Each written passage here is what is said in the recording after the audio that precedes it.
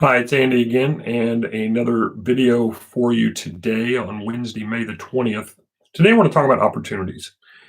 And opportunities is a buzzword that our church has used for the last 4+ years since we did a series called Follow Me in the Footsteps of Jesus.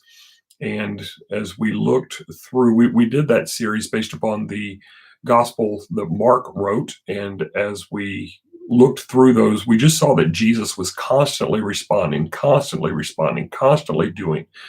That's a big part of the main section of Mark, or I should at least say the majority of Mark, is that Jesus is constantly on the move. He's constantly doing something. And so the opportunities that he had, the opportunities that he took, the opportunities that he encouraged others, like his disciples, to take as well.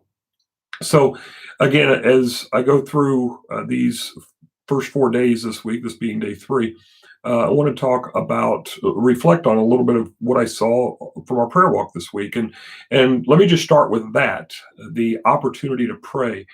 And of course, every Christian will say, well, we should pray. And most every Christian will say, I could pray more, I could pray better. And by the way, there's a great book that I read last year by Paul Miller called I think it's called The Praying Life. Just tremendous book. I'm going to be reviewing that again here soon. It's probably one of those books I'll review yearly. Just tremendous resource about prayer. But in doing so, um, we all think we can pray more, we can pray better, and that's probably true, right? But the opportunity just to walk around the community, walk around, and again, we didn't encounter very many people. There were on a Saturday morning from 9 to 11, from on a Sunday evening from 5 to 7. You would think that we would see more people outside, but there weren't, and maybe that's just because we're so ingrained into being inside right now. But the weather was nice most days, and we did find a few, and we did have some very, very quick conversations.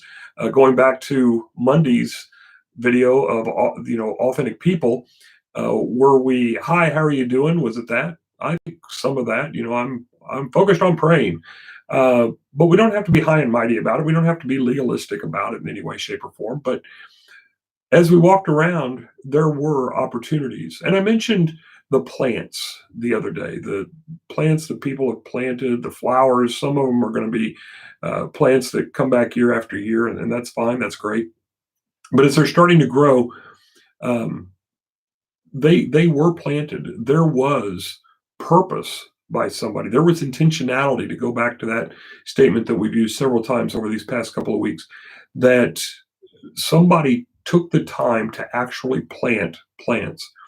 When we were on the west side of town, coming down the hill, we could see out beyond the town and up on the hillside some of the planting that's gone on. When we were over on the south side of town, we were able to see planting that has happened, and just the beginning of some budding that was beginning to come out, some growth from the fields.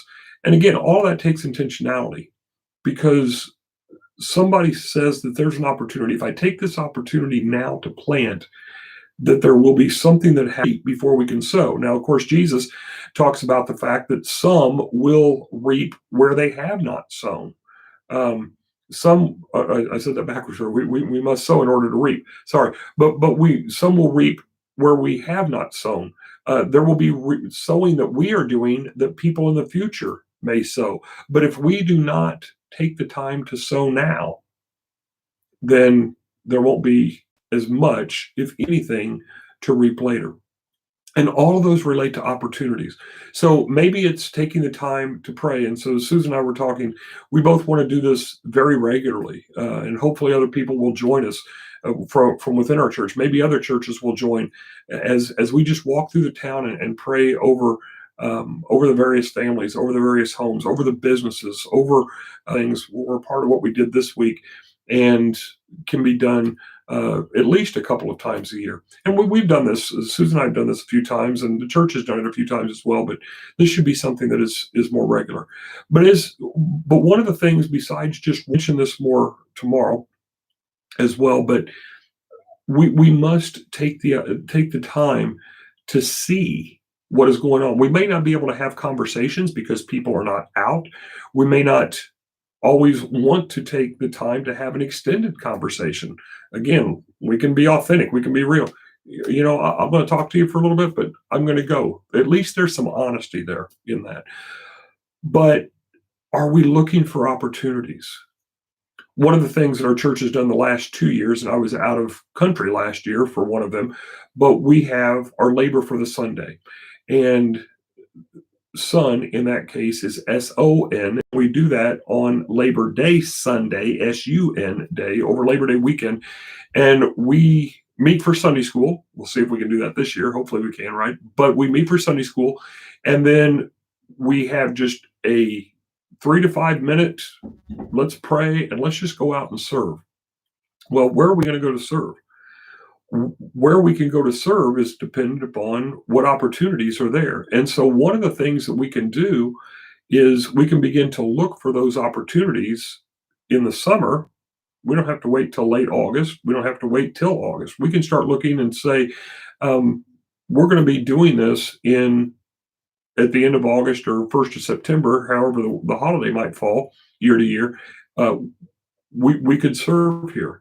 But we don't even have to wait until labor for the Sunday, because we are all to labor for the Son each and every day. We are to serve God each and every day. And so maybe we don't do it as the full, are better together. And again, there was a twofold prospect in that statement, a double entendre, if you will, that we are better together. It is great to be able to meet together for those who are able to meet at this point in time.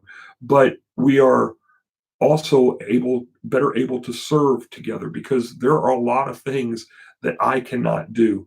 I remember the first labor for the Sunday that we did in 2018. We went and helped fix some guttering on a house. We cleaned out some guttering. We repaired some guttering. There was some rot that was taking place under that. And this was just one of the places and one of the things we did. And I was very grateful for a couple of other people being there to help. I was able to haul ladders, carry ladders. I was able to get up on a ladder and pull some stuff out and to do some things. But as far as repairing, could I have figured it out? Yeah, but I really didn't have to, because somebody else was able to do that. That's the better together thing, because one of the persons that was there who was doing a lot of the work, he's told me in the past, I don't want to preach because it's just not me. Well, that's my giftedness, right? It doesn't mean that I can't do other things or shouldn't do other things, but my teaching, my preaching, that is something that God has gifted me in. What we were doing that day was something that God had gifted him in, and he was able to do.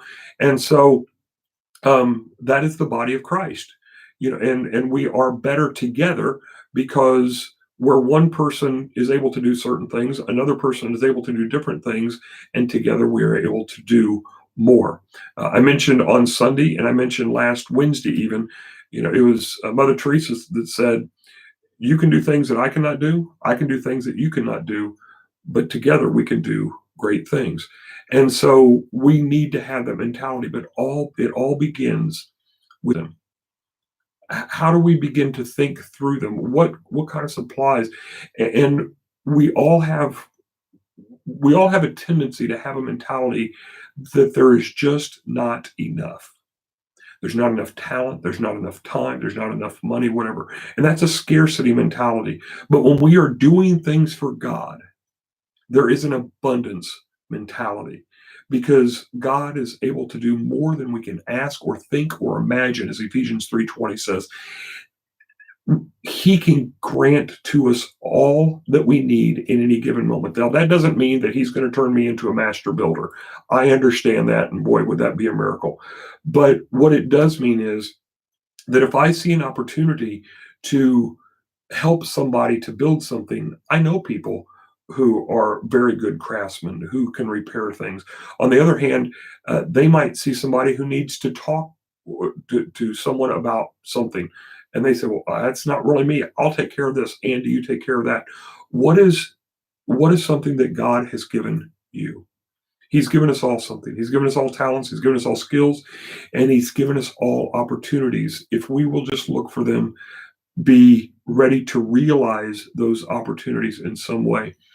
As I said yesterday, God has an authentic love, and that authentic love shows up through authentic people when we choose to be authentic, when we choose to give ourselves to Him. And in the midst of COVID 19, when people are challenged with fear and so many other fear about the future, fear about the economy, fear about the health, and so many other things, God's presence is still there. And it can be realized when we find opportunities, just as we're walking down the road, praying, talking, whatever it might be, and we see, hey, there's somebody who needs something. What can I do to help? As authentic people, that's how we can truly take ourselves let me restate that, as people who desire to be authentic. That is how we can take who we are as sinful, selfish, hypocritical people and make ourselves useful for God by not just repenting of our sin, but realizing that He has created us for a purpose and a reason. And in doing so, we can become authentic for Him by serving others and showing others the authentic love that Jesus has. So for them. So tomorrow, I'm going to wrap up these 4 days. And then next week, I'm going to transition to something else about change. Friday, again, I'll have something special. I'm going to touch on it a little bit tonight during our Wednesday night Bible study. So please join us for that if you wish as well. If these videos are helping you, again, hit the like button below, subscribe, share these videos with somebody else as an encouragement to them as well. But in the meantime, I hope they are. That's why I'm doing them each and every day for you. So until tomorrow, again, I bid you farewell.